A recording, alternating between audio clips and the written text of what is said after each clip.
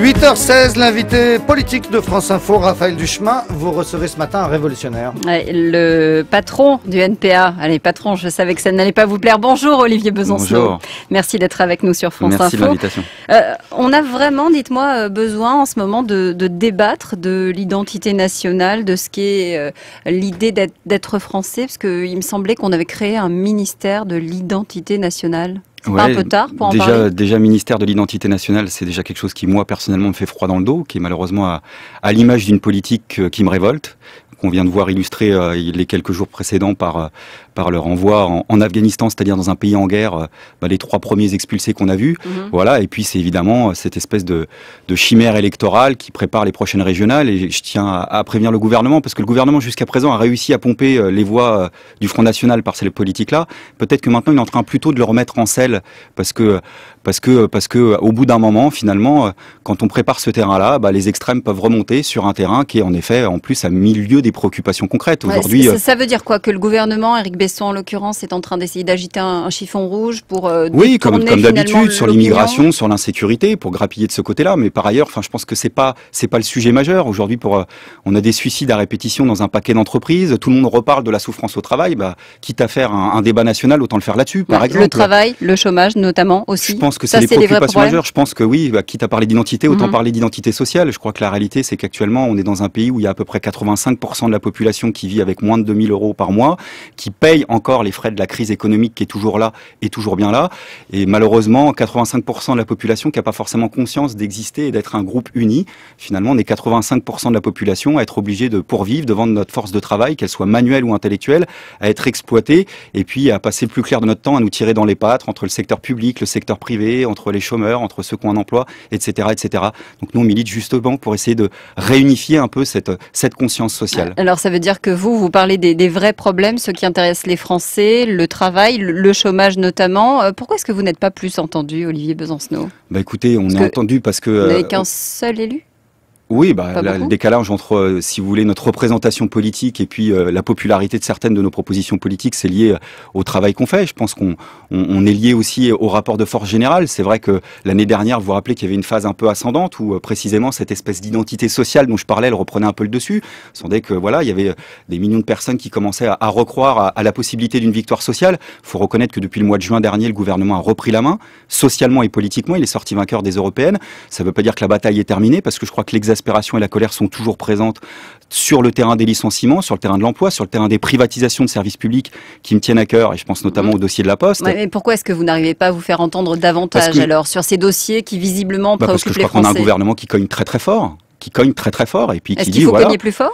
Je pense qu'il faut être à la hauteur de la force du gouvernement, et pour ça il faut être unis. Et je crois que ce qui a peut-être aussi changé depuis quelques semaines, c'est que pour la première fois on voit quand même quelques petites embrouilles dans la majorité. Donc pour une fois il n'y a pas que la gauche qui est divisée.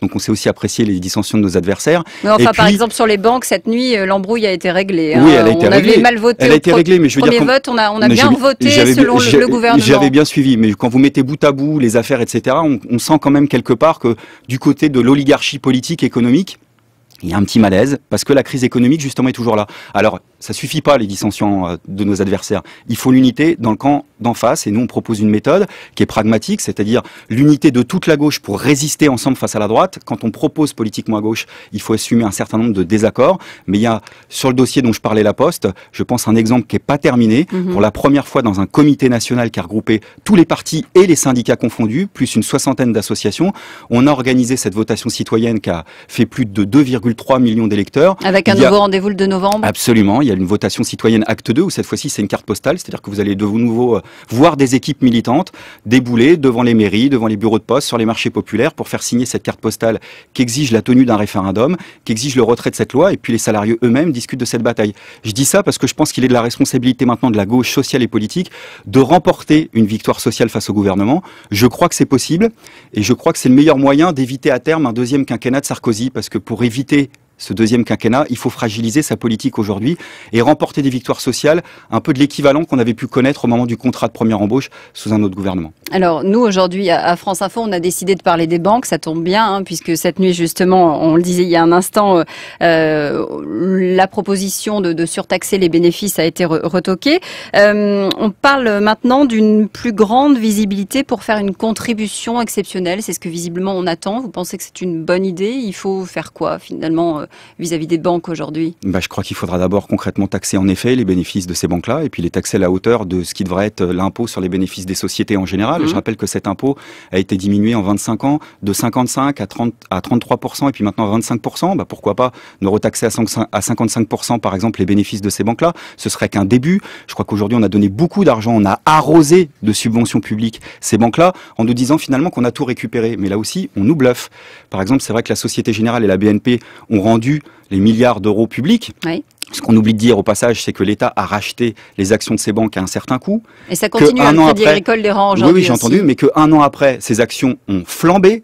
Il y a une plus-value de 113% et de 175% pour la Société Générale et la BNP, et que l'État, évidemment, a revendu au coût initiale, c'est-à-dire qu'elle s'est privée d'une plus-value énorme en tout et pour tout pour la seule BNP Société Générale de 12 milliards d'euros qui sont restés dans la poche des banques. Et en plus, on nous a fait miroiter qu'on a arrosé de subventions publiques pour que ces banques financent l'économie, soutiennent l'économie. En réalité, l'investissement diminue. Donc aujourd'hui, on est très très loin du compte. Ce qu'on a permis simplement avec le portefeuille public, c'est-à-dire l'argent du contribuable, aux banques de reprendre les bonnes vieilles habitudes, parce que la seule reprise qu'on note actuellement, c'est la reprise de la spéculation, des OPA, des bonus des traders. Vous avez vu que même aux États-Unis, les rémunérations des banquiers ont atteint des records cette année. On reparle de nouveau de la titrisation, on reparle même des subprimes, c'est-à-dire que on recommence comme avant, contrairement à ce que va dire Nicolas Sarkozy.